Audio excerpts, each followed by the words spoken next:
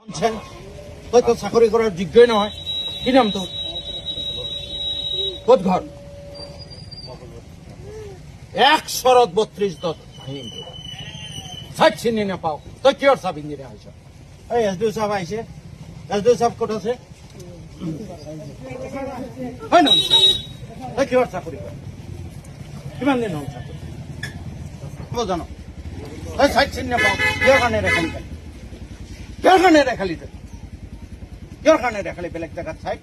তই চাব ইঞ্জিনিয়াৰ, তই ফিল্ডৰ মানুহ, তই চাইট চিনি নাপাও। তই কি কাম চাবি? কিহৰ কাৰণে আহিছ তই?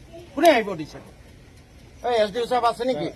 এই আহক, ইয়াক ছাছপেণ্ড কৰক, একদম ইমিডিয়েট ছাছপেণ্ড কৰক। He is sub engineer, he is the field engineer, he does not know the site. Now why he has shown that side? These people are only ঘুষখোর। ইয়াতে ঠিকাদাৰৰ পৰা মাল খাব জানে।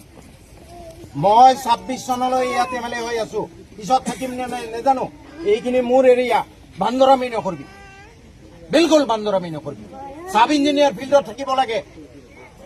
তই ব্ৰিজৰ জাগা চিনি নাপাও, তই খালি ঘুষ খাব জানো ঠিকাদাৰৰ পৰা, ফিল্ডত চিনি নাপাও। কিহৰ কাৰণে দেখাই দিলি তই? এক চৰত দাঁত ভাঙিম 32টা। মোৰ সমষ্টি হয় এইটো। কেলা বান্দৰামি নকৰবি। সাব ইঞ্জিনিয়াৰ তই দলঙৰ ক'ত জাগা তই চিনি নাপাও। তই কি কাম চাবি?